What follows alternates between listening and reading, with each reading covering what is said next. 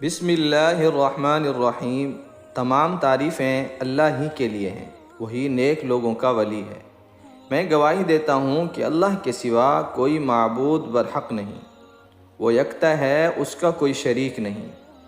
اور میں یہ بھی گواہی دیتا ہوں کہ ہمارے پیارے نبی حضرت محمد صلی اللہ علیہ وسلم اللہ کے بندے اور اس کے رسول ہیں۔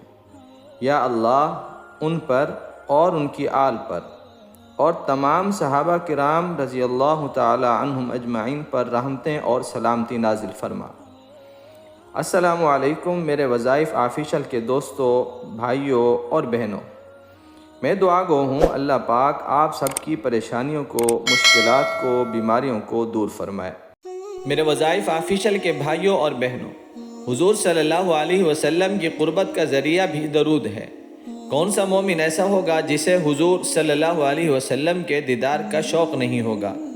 کثرت درود ہی حضور صلی اللہ علیہ وسلم کے دیدار کا ذریعہ ہے، اور کثرت درود سے پیارے آقا صلی اللہ علیہ وسلم کا دیدار نصیب ہوتا ہے۔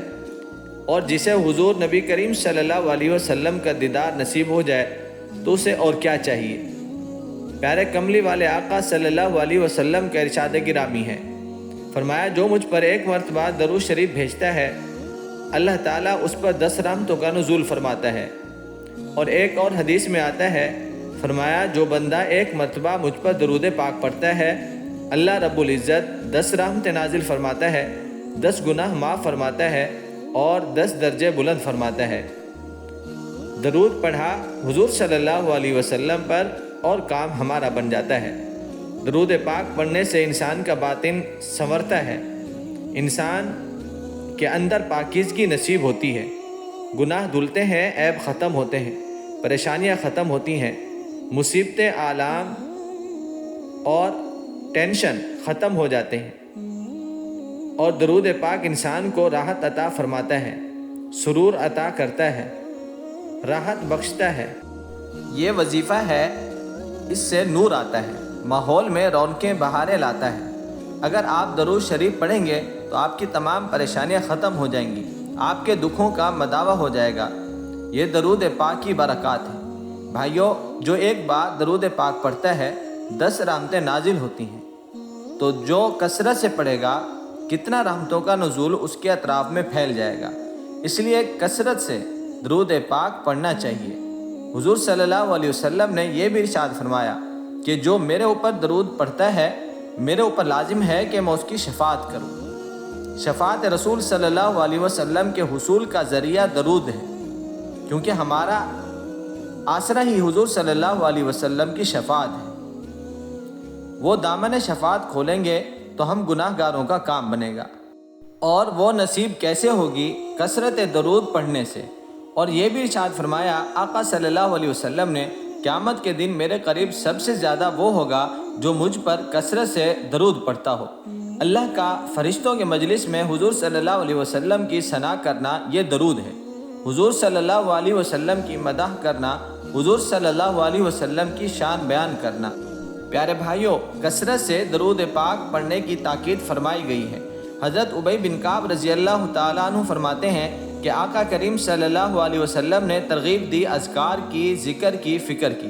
تو میں نے عرض کیا کہ میں آپ صلی اللہ علیہ وسلم پر کس مقدار میں درود پڑھوں، کتنا وقت، کتنا دیر؟ حضور صلی اللہ علیہ وسلم نے فرمایا ما شئت، جتنا تم چاہو۔ میں نے کہا میں چوتھا حصہ آپ پر درود پاک پڑھوں گا اور باقی 3 حصے باقی اذکار وغیرہ بجا لاؤں گا۔ فرمایا جس طرح تم چاہو، جیسے تمہاری مرضی، لیکن اگر درود کی مقدار کو بڑھا دو تو تمہارے لیے بہتر ہوگا۔ کہا پھر آدھا وقت دوسرے اذکار کیا کروں گا اور آدھا وقت آپ پر درود پڑھا کروں گا۔ فرمایا جس طرح تم چاہو، لیکن اگر تم درود کی مقدار زیادہ کرو گے تمہارے لیے بہتر ہوگا۔ فرماتے ہیں کہ میں نے کہا حضور صلی اللہ علیہ وسلم میں پڑھوں گا ہی درود، سارا وقت ہی آپ پر درود پڑھتا رہوں گا۔ فرمایا پھر تمہارے سب دکھ، تکلیف، پریشانیاں، ان کے لیے تمہارا یہ درود کفایت کرے گا، اللہ تمہارے گناہوں کی مغفرت فرما دے گا۔ پیارے بھائیوں، ان تمام باتوں سے، احادیث سے معلوم ہوتا ہے کہ درود پاک جتنی کثرت سے پڑھا جائے اتنی ہی زیادہ اللہ کی رحمتیں نازل ہوتی ہیں۔ اللہ ہمیں کثرت سے آقا صلی اللہ علیہ وسلم پر درود پاک پڑھنے کی توفیق عطا فرمائے، حضور صلی اللہ علیہ وسلم کی شفاعت نصیب فرمائے، آمین۔